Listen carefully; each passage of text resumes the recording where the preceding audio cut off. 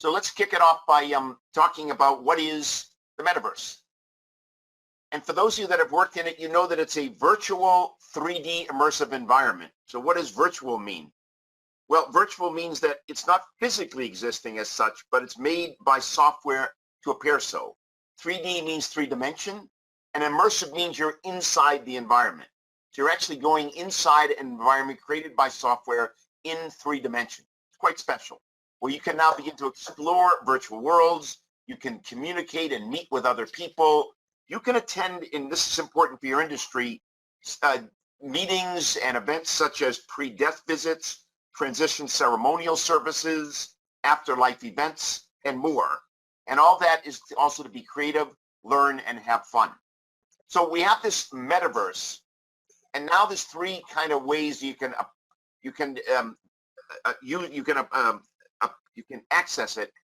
And these are headsets. These are things you put on your head. So the first one and the ideal one is called the virtual reality headset. You may have seen it. It's put out by, for the most part, Meta. It's called the Oculus, and it allows you to then get a full immersion. You can transport yourself, and you're an avatar when you go in there, into these virtual worlds. You can meet friends, you can play games, you can attend events, and so forth. That's one way. The second way, it's a continuation with kind of a headset, but this is now called a mixed reality device.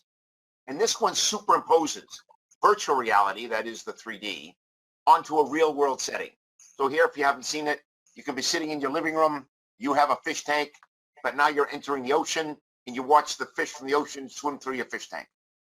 And the third one is what we call augmented reality glasses. You may have seen these. This is a Lenovo pair.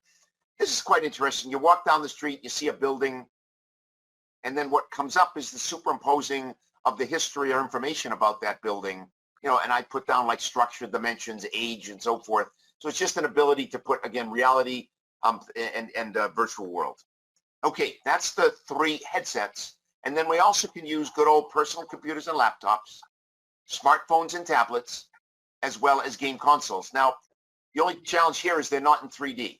But, you know, that's okay for now. Eventually, I think we'll see a 3D computer and other things. Ideally, you want to use the headsets, but these also work as well. So let's talk a little bit about where this metaverse is headed. 70% of all brands will be actually present in the metaverse within the next 5 years. 25% of consumers will spend an hour a day in the metaverse by 2026. And Gen Zers, which is the younger generation, will spend 50% of their time in the metaverse by 2030. Users last year alone spent $110 billion on digital goods in the metaverse. And I can tell you some of the big fashion brands, whether it's Gucci or Armani, are making as much or more money in the metaverse than they are in their physical stores today. And the venture capital has committed now more than $10 billion this year to the metaverse already. And that's in addition to the $80 billion that Microsoft, Meta, and others have committed. So this is one of these phenomena that we don't see very often in the world, but this is probably, you know, the next generation of technology that we'll all be learning how to use. Now, I want to just close this introduction to the metaverse by giving a vision for where it might be in, let's say, 10 years' time. So virtual reality and augmented reality hardware, that's the headsets, and software will reach ubiquitous status within 10 years. Just like we have pens and pencils, just like we have smartphones, it's just going to be ubiquitous. Now, metaverse-based collaboration, which we're aware of today, you know, can be done through Zoom and things like that. Well, but metaverse collaboration will become as common for office work as Zoom is today. And of course, Zoom is in 2D, the metaverse is in 3D. Businesses will evolve from accommodating work from home, and this is what we kind of are today, accommodating it, to remote work and online collaboration as an actual competitive advantage to bring in the talent that you want. It's going to be a major shift in how we service our customers. We'll evolve to what I refer to as an AI, artificial intelligence, and AR, augmented reality supported do it with me.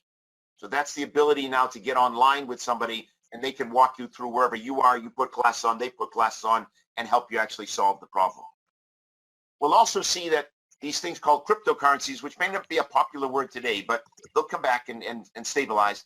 But there'll be 3 of them out of the lot. It's kind of a shootout, if you will. Trade shows and conventions like the one we're seeing today and we're on today, those will operate in hybrid mode with increasing value drawn from digital attendees at very large scale because it doesn't make a difference where you are, the time of day, etc. And then we also talk about broad audiences coming to big events, whether they're professional sports or multi-level games.